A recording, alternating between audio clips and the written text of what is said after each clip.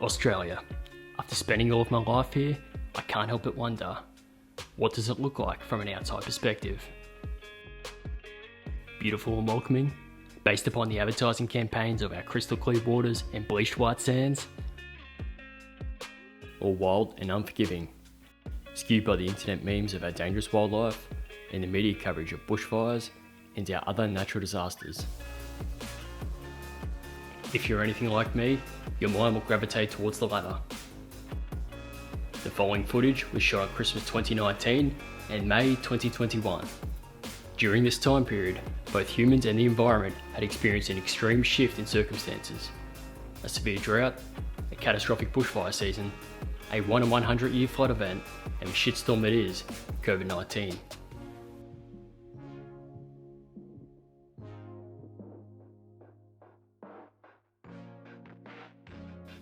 I'm Luke Isles. On this episode, I'm travelling to the mid-north coast of New South Wales in search of the European rabbit.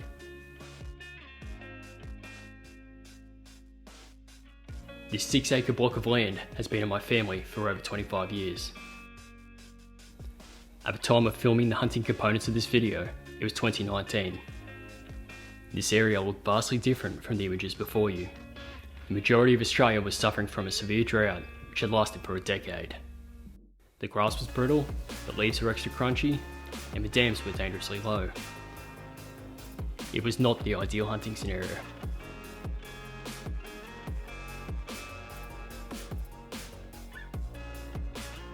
I packed my gear and my dog, and made the 2.5 hour trip north to the property. I wanted to achieve two simple things while in the area: celebrate Christmas with friends and family, and reduce the local rabbit population.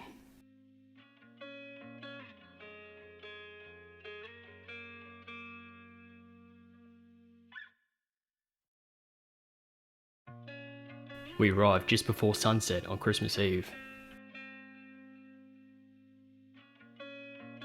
With camera in hand, I took off for a quick scouting session before dark. There was plenty of native wildlife to film, but no rabbits.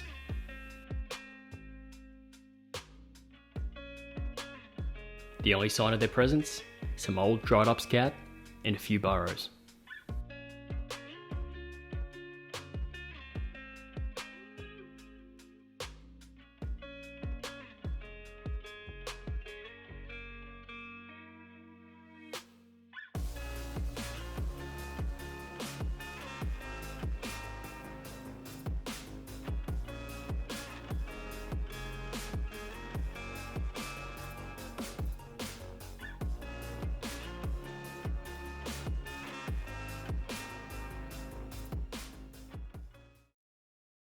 As what you'd expect from most Christmas mornings, things got off to a slow start.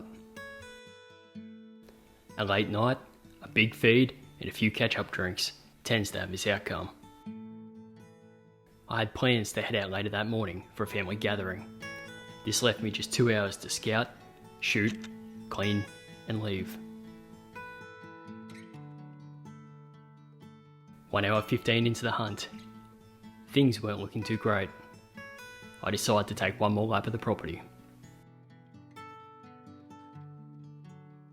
A lone rabbit appears on the edge of a dam. I sneak into 50 yards and line up my shot. It was a clean hit. The rabbit goes down.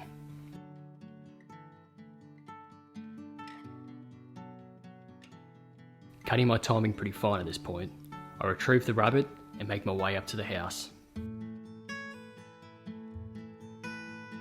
The old girl isn't too fond of me cleaning them in the kitchen, so I opt for the ute tray instead.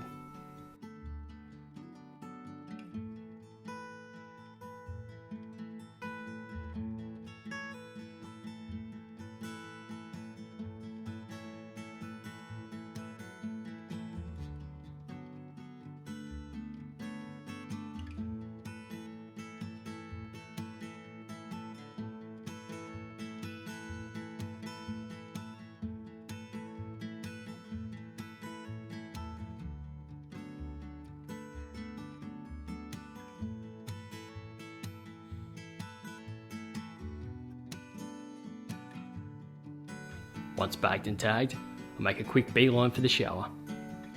I'm now running 10 minutes late. Oh shit. Arriving back on the property later that afternoon, I allow things to settle down before trying an alternative approach. Spotlighting. The plan is to test out 2 new filters on my hunting torch. I attach my makeshift scope cam and adjust the scope for subsonic rounds. Test 1. At a distance of approximately 70 meters, the red light scares everything away.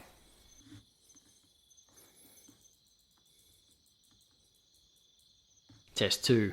I switch over to the green filter. The animals seem to be less skittish under this light. As you can tell, the reflection from the rabbit's eyes gives their position away.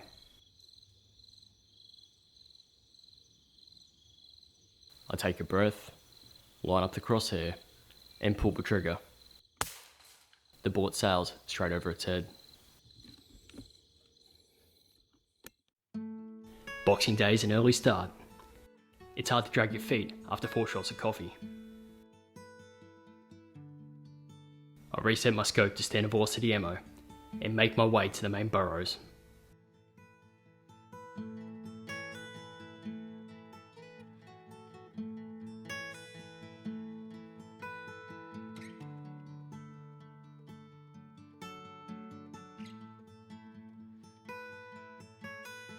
After a jittery 2-hour wait, I give up.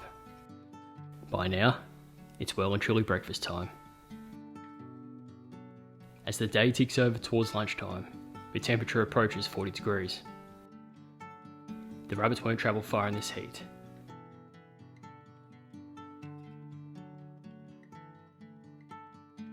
In an attempt to cool down, I make a quick trip down to the local river for a swim.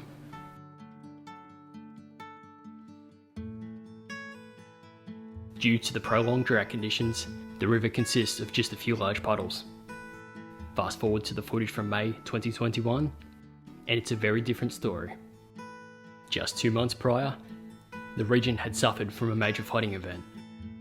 This bridge, and much of the surrounding area, was underwater. It's a pretty wild contrast in such a short period of time.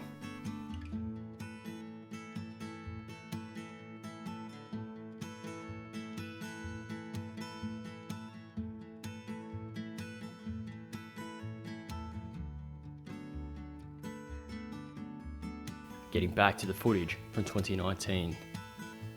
I bagged just 1 rabbit for the trip.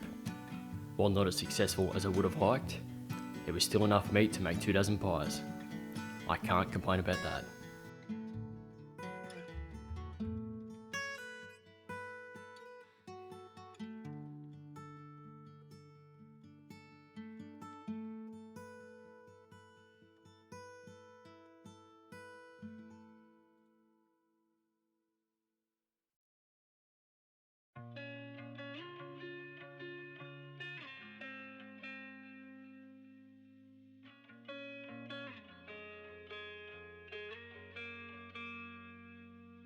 After everything that I've witnessed over the past few years, the floods, fires, droughts, and the pandemic, one thing has become solidified in my mind. That is, the need to become less reliant upon supermarkets as I move towards an increased level of self-sufficiency. That means connecting with seasoned hunters and fishers, increasing my knowledge, learning new skills, and hopefully acquiring access to more prosperous land.